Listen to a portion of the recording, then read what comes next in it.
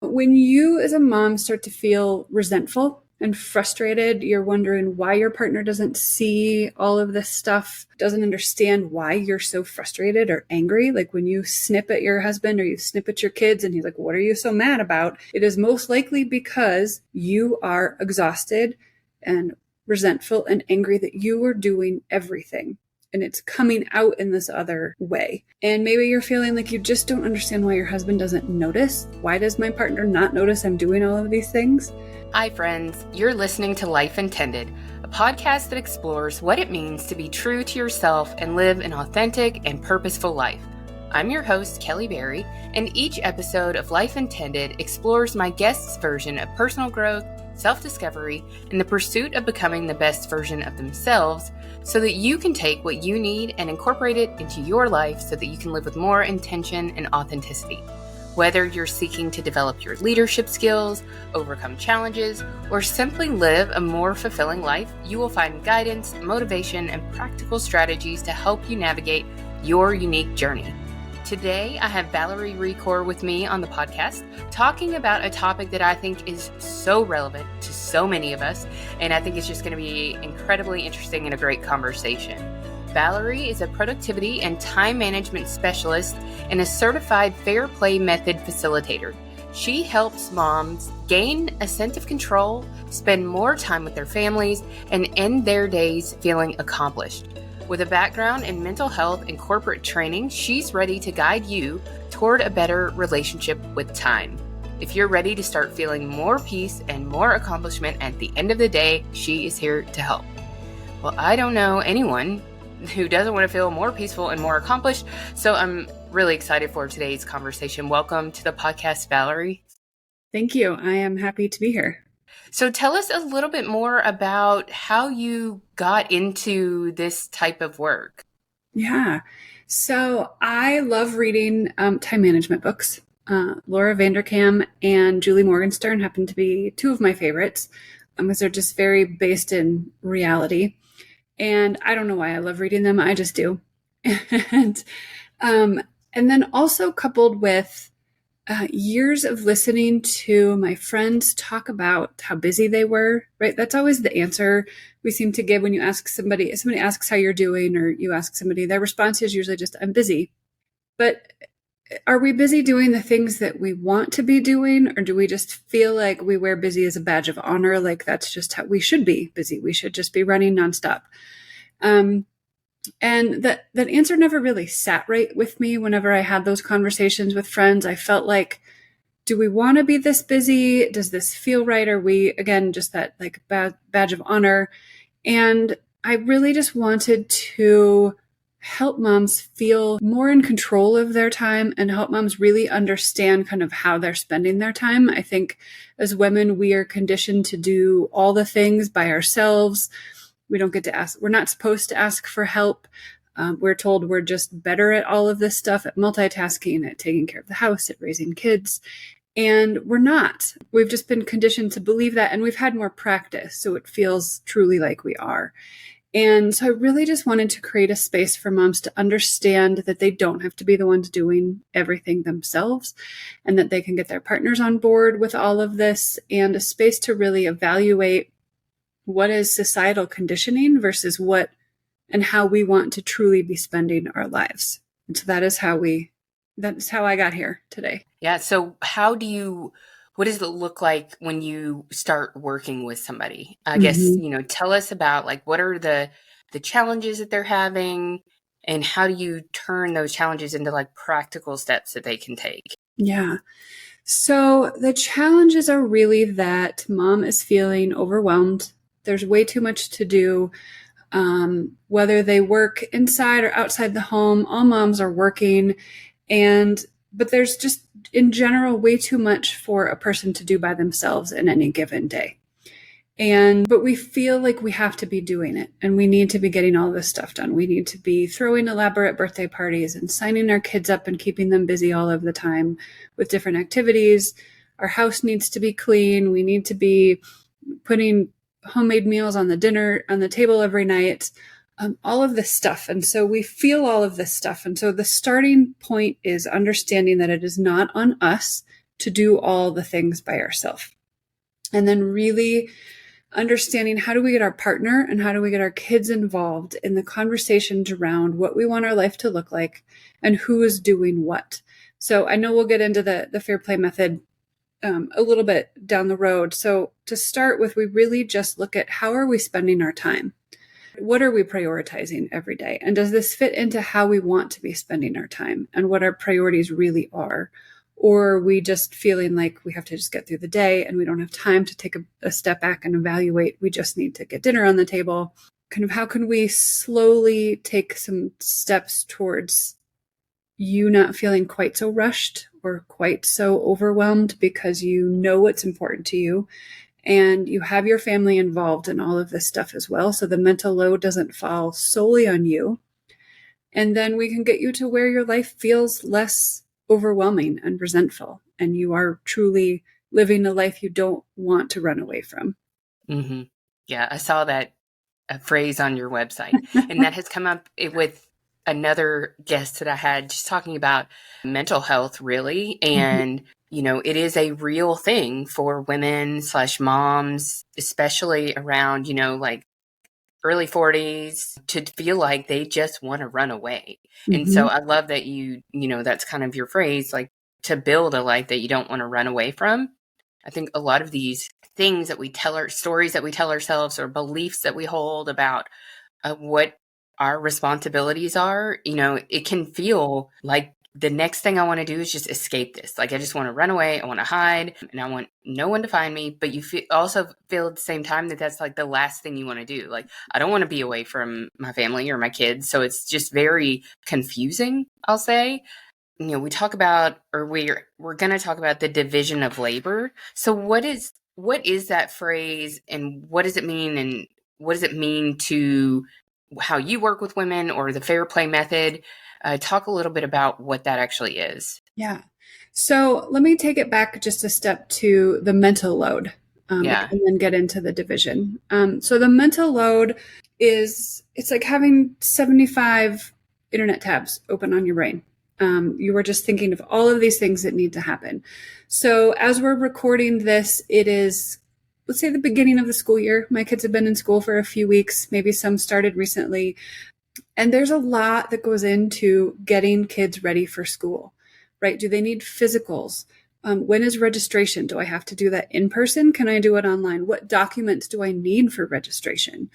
What do we need new school? Do we need new clothes? Do the kids need new shoes? Do they need new, do your kids want a new first day of school outfit? What about backpacks and lunch boxes and all of this stuff?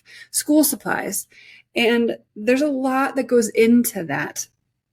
And you might, some people, your family might not be thinking about it until it's, the day before, and then we're panicking because we need all of this stuff. But usually it's mom who's going to remember all these things that need to happen and then take care of them.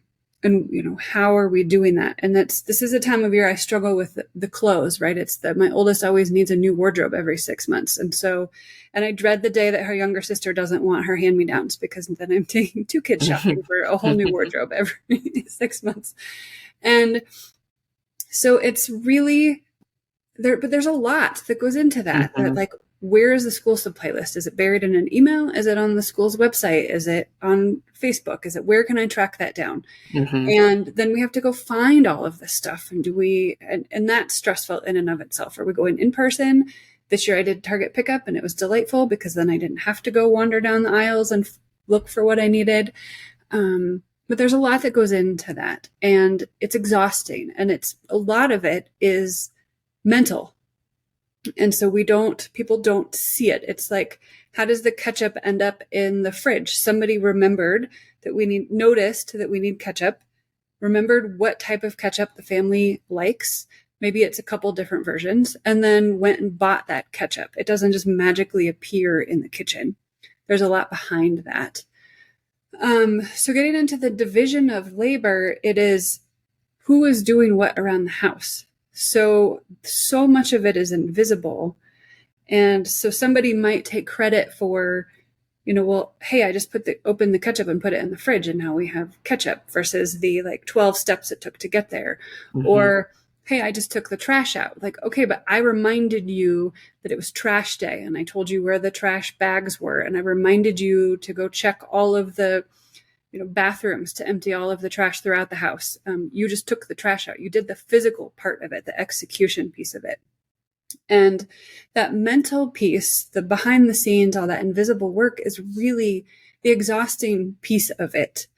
The signing your kids up for activities. There's yes, it's one thing to show up to a Saturday soccer game, but who has done the registration and marked the calendar with all of the games and all of the practices and made sure the uniform is clean and made sure they have the cleats that fit and all of those steps that get the kid to the game on Saturday. And so there's a lot behind that. Mm-hmm. And then the division of labor gets into who is doing what and why and kind of how all of that is happening. Yeah. Okay. Yeah. So, and, you're talking about this and I'm listening and, I have a toddler. And so there are all the things, anytime you leave the house, and I have one toddler. And I know people who have, like 3 and 4 kids that are all, pretty young.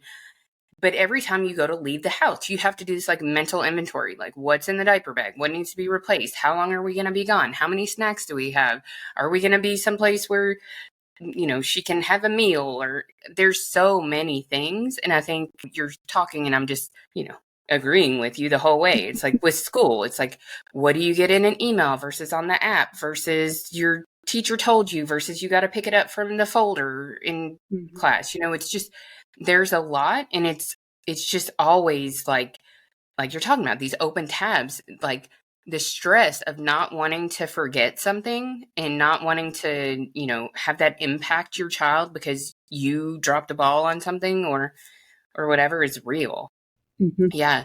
So how does the division of labor get decided before it's ever been discussed? Mm-hmm. So if it hasn't been discussed, it tends to fall on mom. Mm-hmm. For a variety of reasons. We'll start with like moms, if they are lucky, tend to be the ones who get maternity leave.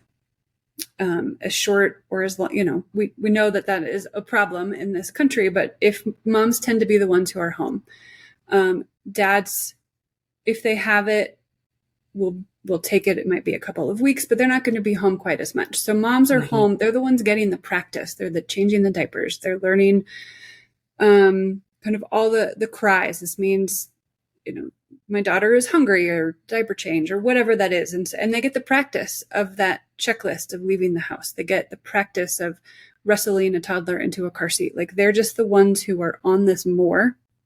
We've also been fed this belief that moms are just naturally better caretakers, which is not true. We just tend to, I think the studies have shown we react just like a hair second quicker than men. And so we're just on something quicker. And so then our partners learn to step back because we do it. Or we might watch our husband changing the diaper and they're kind of struggling with it because they haven't had as much practice. And so we just take over. Let me just do it. I'll just do it. And so over time, that shifts to mom just does more. Dad has stepped back because it just feels easier that way. And without being aware of that, then you're a few years into parenthood and mom's just taken on all of this stuff. The one who goes to the doctors, the one who knows who the doctor is registering them for daycare or childcare or preschool or whatever that looks like. They're just the ones that kind of take it all on because we've been told that's what we should be doing. We tend to have the jobs that pay less. So at times that just sort of makes more sense for mom to be home. And then it carries on from there. So without like concrete conversations talking about who is doing what and why, we then just see that division of labor where mom is doing more of it. So how does it show up in, whether it's just, I know you started by talking about just how like busy moms are and how tired they are, but how does it show up in your relationship with your spouse or your partner or whatever? Like, what are the symptoms that it's unbalanced or unfair? We'll use that word in your household. Yeah. When you as a mom start to feel resentful and frustrated, you're wondering why your partner doesn't see all of this stuff, doesn't understand why you're so frustrated or angry. Like when you snip at your husband or you snip at your kids and he's like, what are you so mad about? It is most likely because you are exhausted and resentful and angry that you are doing everything and it's coming out in this other way. And maybe you're feeling like you just don't understand why your husband doesn't notice. Why does my partner not notice I'm doing all of these things? Maybe there are conversations around, well, like somebody saying that your standards are too high. So why do we always have to clean the house before guests come over? Or why do we always need this or that to look this way? And so we as women just feel like we are being held to these very high standards and nobody else understands it. And if we don't do it, somebody's going to judge us. They're going to come over and tell us, be secretly judging us that our house is a mess, even though we have kids who live in our house and our house is just going to be a mess. Okay. We just can't, we don't need these perfect houses. But that the resentment and the anger and the just constant exhaustion are really big symptoms and kind of signs that things are feeling off. Okay. So if people are feeling that way, which I imagine that a lot of them are, what are some things that you can do to introduce the topic with your partner or, even I know a lot of what you talk to women about are like tools that they can use and ways they can take control of their time or feel more productive. So how do you know where to start? Like, is this a conversation that you need to have with your partner, or is this something you kind of need to like get control of on your own and then maybe approach your partner? Like, what does that look like? Yeah. So either one is really the right answer. I think taking the first step to understand and address some of that resentment so you don't go into that first conversation with your husband or your partner just wanting to spew a bunch of anger at them. So addressing that resentment, understanding that there is a solution to this and it's not you going on strike or threatening to throw out all of their clothes or kind of all of these things that we might feel are the answer or have even possibly tried before, but just understanding that like there is a solution and that we can get there and that we don't have to be doing everything that society tells us that we need to do. So just that first kind of exhale of, okay, we can work through this together.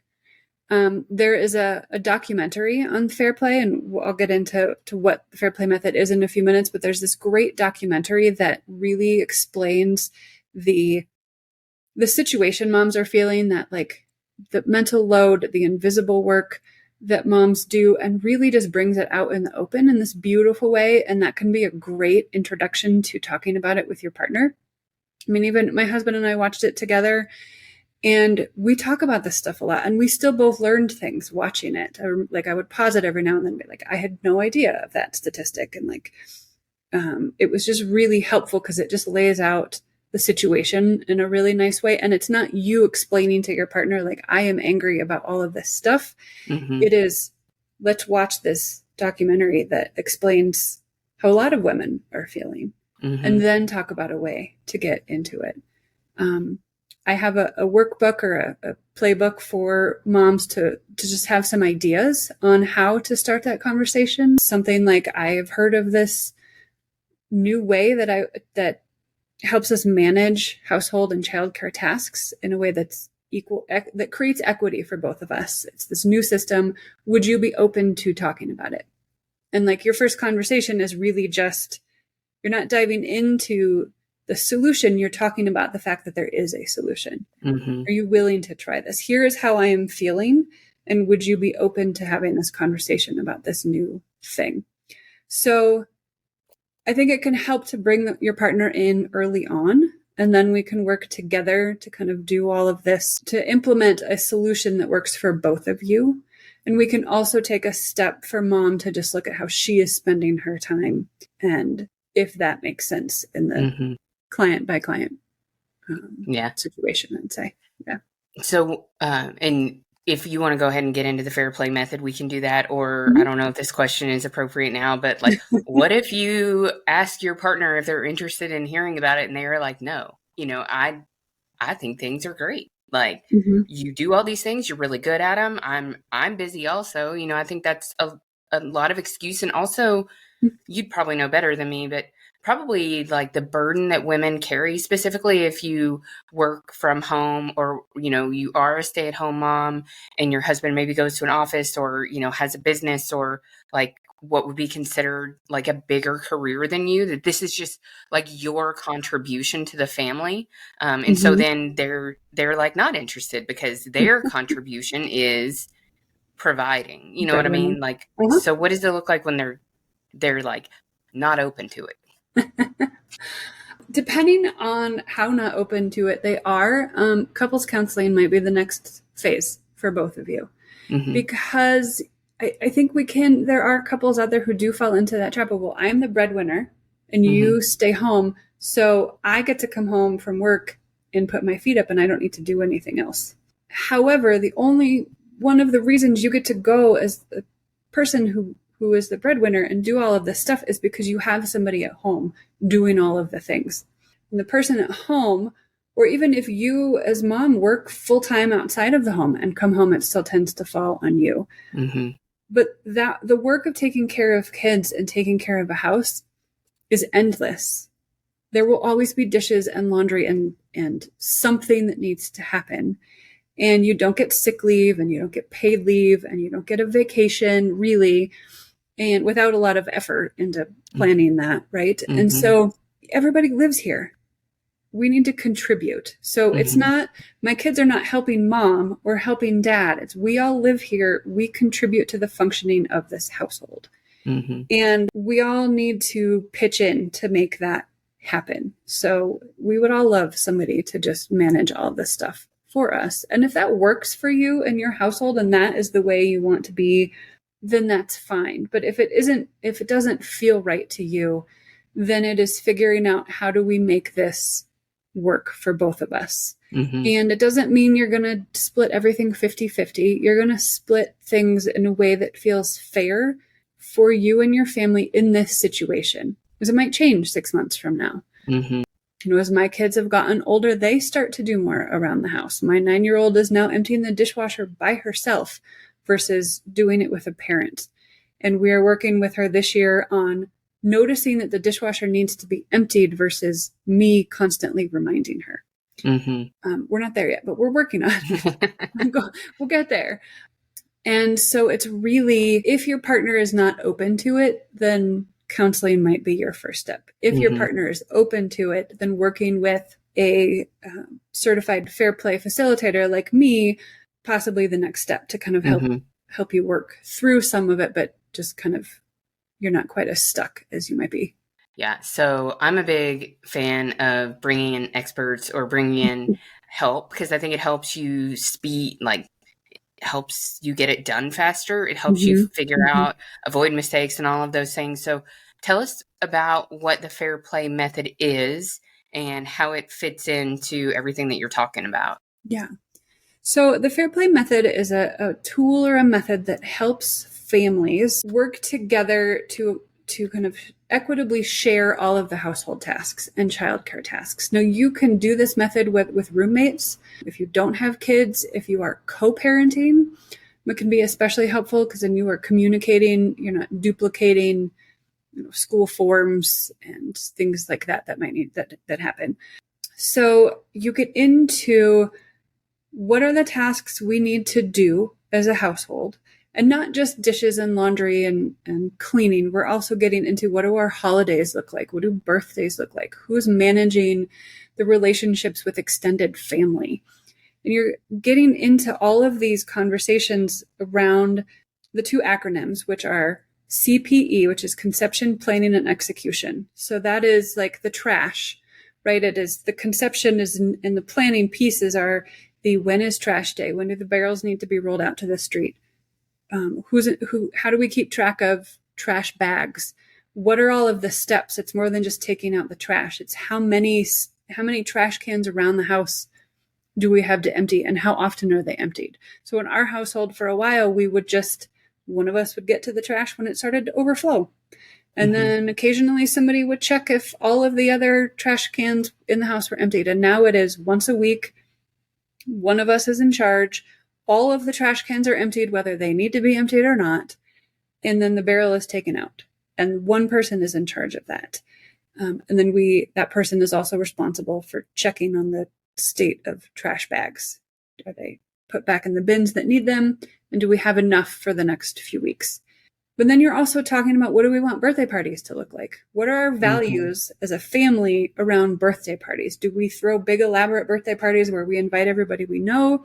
Or are they small, more intimate affairs? Are they just family? And why? Why are we doing that? We have friends who throw big elaborate birthday parties for their kids because that is important to them, that they enjoy that. I would rather have the grandparents over for dinner and a small family birthday party, and then maybe the kids invite a couple kids over for a movie night or a sleepover and something a little bit smaller. And maybe occasionally a bigger birthday party. I don't want to throw one every year. That's huge. So really figuring out why. I've had friends who used to throw big elaborate birthdays, and then their kids made some comment on, like, one year they had a smaller one and the kid loved it. It's like, why have I been throwing these big elaborate birthday parties? We get into this because we feel we need to. And so the biggest piece of all of that is really your values, getting into what is it do we value as a family. That's one of the first steps in Fair Play, is really like, what do we want our life to look like and feel like, and what are our values as a family, so that we can feed all of that into all of the tasks. So maybe trash doesn't feel like it's going to fit into a family value, but you want a clean kitchen. You don't want bugs in your kitchen. You want to be able to make dinner easily and not have trash overflowing. And so your trash is emptied on a regular basis. On the other acronym is the minimum standard of care. And this is a really important one and can be really tricky to have these conversations. And this is kind of the agreed upon standards of how something is done. What does a completed task look like? So another example is our dishes. So in my household, my husband and I split dishes where Sunday through Saturday, one of us is fully in charge of dishes, emptying the dishwasher, working with my daughter to do it, loading the dishwasher, hand washing dishes that need to be hand washed, and just kind of keeping on top of the cleanliness of the kitchen. And our minimum standard of care is that by the end of the night, the kitchen needs to be clean enough that whoever is making breakfast does not have to clean the kitchen first. So there might still be dishes on the counter. There might be, some things that need to be hand washed, but there's room for somebody to make breakfast without having to shove a bunch of dishes aside or load the dishwasher. And then on Sunday, whoever takes over is left with a fresh start. We're not left with a pile of dishes. So there have been times where one of us is still doing dishes Sunday morning to kind of catch up from the week and get that kind of fresh slate to that person. Now, in other households, that might look different. You might want to change that off every day. But you're going to have those conversations. This is what made sense for us. And then we continue to talk about it. Does this make sense? Is this working? We've layered on things like the trash. If you're in charge of dishes, you are also in charge of trash at the end of the week, taking out the recycling. And so we just know that it's being taken care of. So you're having those conversations, and then you're having regular check-ins around all of that stuff to talk about the schedule for the week. How are the tasks working? How they're being taken care of? And does that make sense? And not one person is in charge of something forever and ever unless that makes sense for you. So I don't mind doing the laundry. I will be in charge of doing the laundry regularly. Most other tasks that are kind of the daily grind tasks, you don't want one person to be in charge. You kind of trade off who does them. Yeah. So how long have you all been doing this in your household? Yeah. A couple of years at this point. Yeah. And how different does it feel now than it did before you started? Yeah. So the story that I like to share about we started with the dishwasher. I talk about dishes because it's sort of, we all understand. We always have dishes in the kitchen, right? So I talk about how before we started talking about the dishes using fair play is this would have been during the pandemic. We're all home. My husband and I both work from home, but my job is pretty flexible. I work for myself, and I would constantly feel like the dishes were calling to me. I'd go into the kitchen to get some water, a snack, like the kitchen would be a mess. I'm like, oh my God, I'm so sick of emptying the dishwasher and dealing with this. And I finally had a conversation with my husband. I was like, look, feel like the dishes are taunting me every time I come into the kitchen. I'm tired of this. Why does it always feel like it's my responsibility to take care of it? And his response was like, I don't expect you to take care of it. I figure we'll get to it at some point. Mm-hmm. And that was the problem, was that like at some point, like what is that at some point? At some point, somebody has to deal with the dishes. And so being able to split it this way meant if it's not my week, I don't have to think about it. It is not my responsibility. And if it is my week, then I can tackle it when it makes sense for me versus feeling frustrated about it. And so there's just this sense of relief of this is not on my brain right now. I don't need to worry about this task. My husband has recently taken over more of our cat care, if you will. So he's mostly been in charge of like their litter box for years. One of my kids feeds them every night, but I've always been the one in charge of taking them to their appointments. And he recently kind of took over that task. So it's not my responsibility anymore. And so that I don't have to think about it. It's not, I don't have to remember if they're due for an appointment and make that appointment and then figure like, am I going to take them or are you going to take them? And where are the kids in this situation? And it's just not my responsibility. You're still going to talk about all this stuff together, right? Like we're still going to have a regular check-in. Oh, hey, the cats are due for their appointment this week. Are you around to hang out with the kids? Or maybe the kids are in school and that piece doesn't need to be discussed. Or can you help me on this day, like get the cats into their cat carriers because they like to run and hide because they don't want to get in there. So it's really having those conversations continually. That's one of the other biggest pieces besides talking about your values is the regular check-in. What is working? What needs to be tweaked? That's how we started with the dishes and then added on some of the other stuff that did the trash and recycling.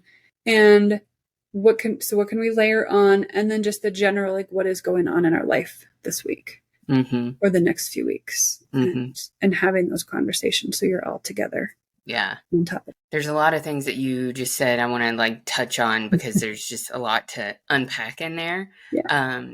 But the first one I think is like deciding what kind of celebrations you're going to have, what kind of birthday parties you want to have. Because I think that this is, and I mentioned this to you, I live in South Florida. There are kids' birthday parties here that are like weddings. It is absolutely absurd and, absurd, that's my opinion, but, I don't place that much value on a 7-year-old's birthday party. Birthdays are important to me, and there are ways that, I like to do that. And my husband and I have had conversations about it because he kind of grew up in a way where birthdays weren't that big of a deal. And I grew up in a way where birthdays were a big deal, not in the throw your child a wedding sized birthday party, but there were parties and celebrations. And so we've kind of established like what's important to us there. But, what I think happens a lot is not only do couples or co-parents or whatever the situation is, not only do they have like different values about it, but like the social pressure that you feel from how other kids are having birthday parties or, what your neighbors are doing for their kids. Like, how does that play into the method and like wrapping your arms around what you are or aren't willing to do? Yeah, I think that's a huge piece of it. I think there's so much social pressure out there for us to do things in a certain way. We feel we're going to be judged. We feel like, oh, I have to make this Instagram worthy so I can share the pictures so that everybody knows how fabulous this is. And I think that's a big part of just kind of that inner work of all of this, that getting to that life you want to be living is how do I separate what I want from what society is telling me? And I'm not saying this is going to be easy. I fall into this trap regularly of, oh, well, I didn't do things like this person did. And does that make me a bad mom? So we all I'm still fighting this and probably will be. Did you come back to your values? What is it we value? What does celebrating our kids and birthdays and each other look like? What is important to us in that way? And practicing that letting go of what society expects. I kind of look at it in the, like, what if everybody or a few people are also in this situation of, I do not want to be throwing these giant birthdays. They're putting me in debt. They are stressing me out. I do not enjoy this, but I don't feel like I can stop because everybody else does it. So what if one person changes that and then everything else kind of calms down because other folks are like, oh, okay, I don't have to go overboard. This family did it differently and the world is still spinning. Mm-hmm. So maybe I will try it this way. Mm-hmm. And sort of being that catalyst for change I just don't want to do it this way. Mm-hmm. Or maybe like, we're just going to try it this year and see what happens. Maybe next year we're going to throw a bigger birthday party and do that because that feels better. Mm-hmm. But I do sometimes wonder, like I was talking to somebody whose kid played soccer, and she did it because all of the other kids her son's age were also on their block, were also playing soccer. So she kind of felt like, well, my kid isn't going to hang out with these kids otherwise, so I'm going to play soccer. I'm like, but what if every other parent or half of the parents on this street feel the same way, and you're all signing your kids up for this thing that nobody really wants to do, but you're scared of what's going to happen if you take that step back? Mm-hmm. And none of it has to be permanent, right? You do it 1 year and it doesn't feel right, then you can switch it up again the next year. Yeah. And you can skip a season of soccer and it will hopefully be okay, probably be okay. Get back in there the next season. Mm-hmm. But we feel so much pressure to do things a certain way. And I think there are probably other families out there who feel that pressure too and don't want to do it, but don't know how to take that first step. Yeah. Yeah. And, I don't want to seem like I'm bashing on big extravagant birthday parties because, you even said, make sure that what you're doing is true to your values. So if that truly is what you love and what you want to do. And, I see this, I think like with holiday parties, people do big extravagant holiday parties, but they love it. Like it's what they want to be doing. It's how they want to be spending their time. And, I think that's great, but I think, what I wanted to speak to was just not falling into the trap that because that's what other people are doing, that you have to do it the same way. So I just wanted to add that in because I don't, part of what my whole podcast is about is helping people figure out like what's true to them so that they can act on that. And if that is true to you, then great. It's just good to take an audit of, is that true to you, or is there something underlying that's causing you to do things like that you really just don't enjoy? Yeah. Another thing that you were talking about, two things actually that I really liked were the standard of care. Is that what you called it? Mm-hmm. The minimum standard of care. Yeah, the standard of care.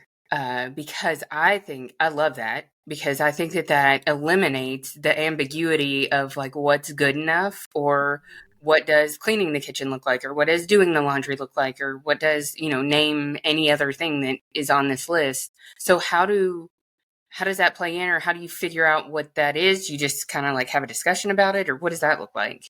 Yeah, so it's going to be part of it's going to be a discussion, and it is not a time for one person to raise their standards and tell the other person they need to raise their standards. It's not, we're not fighting over lowering their standards. You're agreeing upon standards. And there are questions you can ask, like, what would a reasonable person in our situation do? What is this, like, what are our neighbors doing? What are our family members doing? How would they do this? What makes sense for our family in this situation?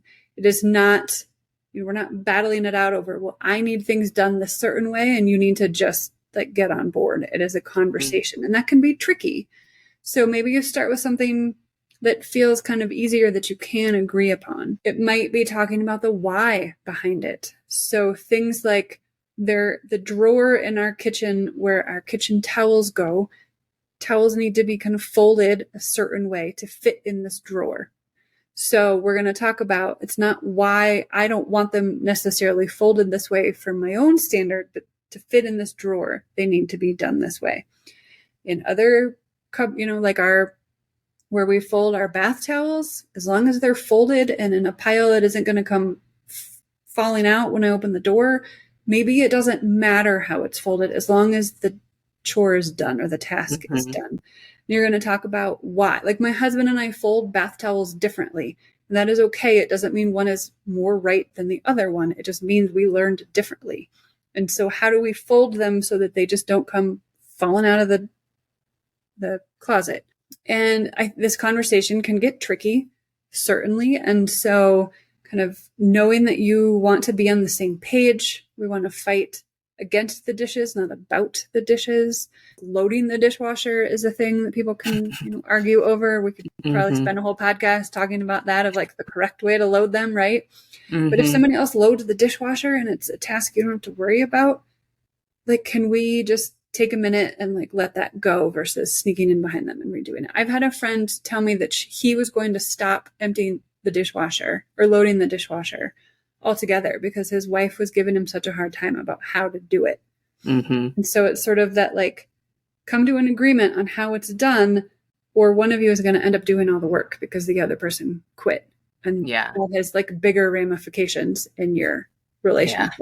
And I think the last thing any of us want to do is go through the trouble to have these conversations, divide these chores in a way that we think feels equitable, and then go around behind somebody and feel like you have to redo it all because you missed this step of the conversation, or you maybe agreed upon it, but in your heart, like what you said was okay is not really okay. And I think, that's just a good thing for people to be aware of. And I think that's also like maybe a good first really simple step to like start getting into some things. Like if you already have kind of this unspoken code that, all the kids' toys get picked up at night, like maybe you can pick that and start talking about, well, what does that really mean? Like, does everything just need to be picked up? Does everything need to go back where it belongs? Like, does it just need to be off the floor so we can run the Roomba? Like, what does this look like?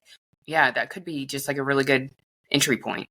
Yeah, absolutely. And they're ongoing conversations. Like, you're not going to have one conversation about toys being picked up and then never have to talk about it again. Unfortunately, it is something, this is a game played for life, if you will. And so it's constantly having these conversations, which will hopefully get easier over time, right? It's just a quick check-in. Hey, we have fallen off the path of like, hey, I realized this fall that I did way too much getting ready for schoolwork or tasks. How can we change this going forward?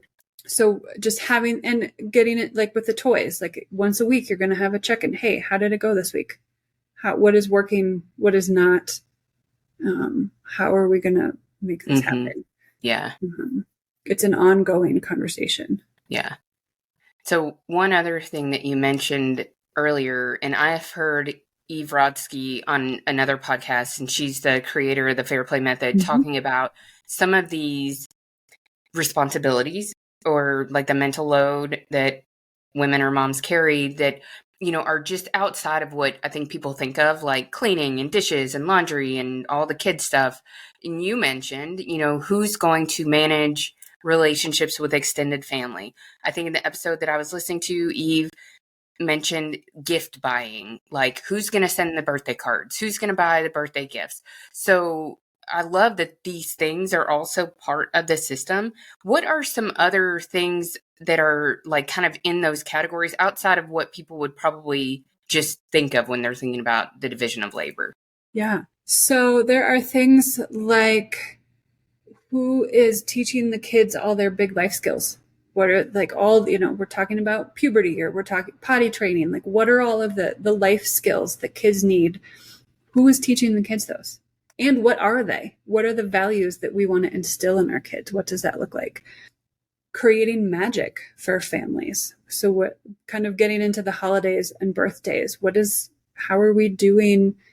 What do our holidays look like? Are we doing the elf on the shelf? Are we doing some of this stuff? And hopefully your kids aren't listening and I'm not ruining anything here.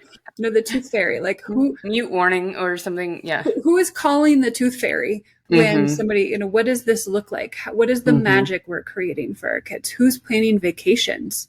Whether you have kids or not, who's planning those vacations? Who's in charge of that? There's so many If you're moving, who's in charge of the move? What does that look like? Who's doing all the documents for a new mortgage? What are you like? How are you? Who's boxing stuff up and calling the moving company and managing all of it? There's a lot of steps involved. So there, just about anything in your life that needs to be managed could probably be run through some of the fair play method in some way to have those conversations. Not all of them are like, and thank you for bringing Eve's name into this. Like, she divided all of these. I think there's like 100 tasks that she started with, and certainly you don't need all of them. A fair amount of them are for parents, but there's also some like wild cards. What happens if there's an illness in the family, small or big? And if you're taking care of aging parents, like, what does that look like? Who's in charge of managing those relationships and all of that? What happens if there's a glitch in the system? This is another one of like, if a kid is homesick, you have a flat tire, it's a snow day, like you may have a perfectly planned week, but inevitably something is going to throw it off, right? So then what happens? Who's in charge? And being able to check in with your partner of, okay, like my husband and I both work from home. So if we have a sick kid, it's like, okay, well, I have this meeting today. I cannot rearrange it, but I can cancel this one.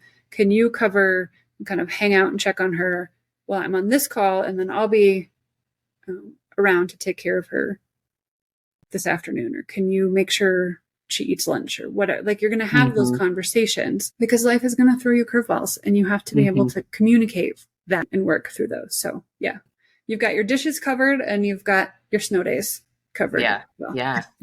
Yeah, that's great. I think that's just worth mentioning because that's probably more of those like unspoken expectations or just things people don't really think about in the context of this system or this conversation if they're not familiar with it. But they are things that have to be done, have to be thought about, they are weighing on. I know that those types of things weigh on my mind all the time. So it's good that those are things to have conversations about. And even if nothing else, that there's awareness that when this thing comes up, like, we're going to have to talk about who's responsible for what and when. Yeah. I think that's probably another good point, that you don't have to like map it all out and figure everything out up front, but just to be aware of the things that are going to arise to cause you to have a conversation about them. Yeah. Yep. Absolutely. Yeah. So what else, I think this has been really good, but what else do you normally like help people with, or what kind of tools, or how can they find you? Yeah. So you can find me at strideproductivity.com. And that's where everything is kind of up to date as to my latest program offerings, signing up for my newsletter, or just a quick phone call with me to check in. And really, yes, like the biggest thing for me is spending that time evaluating or identifying your values and then figuring out what in your life fits into that. And I work with moms, and I'm starting to work with couples in implementing the fair play method in their house and just getting started on this path of making sure you're kind of sharing that mental load with your partner. So it's not all on you as a mom. Yeah. I know you started by talking about some books, but do you have any like book recommendations or tools that you think are really helpful for people who are maybe in like either a time management crunch or like a crisis of resentment? Yeah. I mean, I think the Fair Play Method book itself, and there's a deck of cards. I think Eve Rodsky really just explains the situation very well and then walks you through the steps of how to make that happen. And then working with somebody who is familiar with it, like me, can kind of help you tweak it so that it makes sense for your situation. I think we can get caught up in, I need to follow this method exactly versus I need to make this work for my household. Like my husband and I do not do all of the cards all of the time. We pick the big ones that we need. And then like, I don't think we've really ever talked about the minimum standard of care for what bathrooms are cleaned, how they're cleaned, what clean looks like. We both just kind of make it happen when it needs. We talk about bathrooms need to be clean this weekend and one of us tackles it because it's not a big deal for us. So it's really figuring out where the sticky points are and having those conversations around those sticky points and then layering on from there. Yeah. Awesome. And I know you mentioned your resource earlier about like how to initiate a conversation with your partner about this, but I'll link to that in the show notes, as well as your website, social media, so that anybody who is interested can find you, follow you, or reach out and have a conversation with you. Yeah, perfect. Thank you. Yeah, this has been great. And like I mentioned, I think this is something so helpful, so widely needed, and just the awareness about it, I think, is a big step forward for a lot of people. Because I talk to people all the time who are both busy and exhausted. So thank you so much, and we'll talk later. All right. Thank you. Thank you all so much for listening to this episode. It's truly an honor to help bring these conversations to you. I do have a couple of quick favors to ask of you. While you're listening to an episode, could you take a screenshot and post that to your Instagram stories and tag me at Life Intended Podcast? And just let me know what your favorite takeaways were or what you liked about the episode. It really helps me to learn more about what you love and want to see more of. And if you have a few extra minutes, if you'd go to iTunes or wherever you listen, I'd love it if you could leave me a rating and review. Ratings and reviews are one of the best ways new listeners can find the show, and I'd love nothing more to grow this and help more people live a life intended. See you again here next week.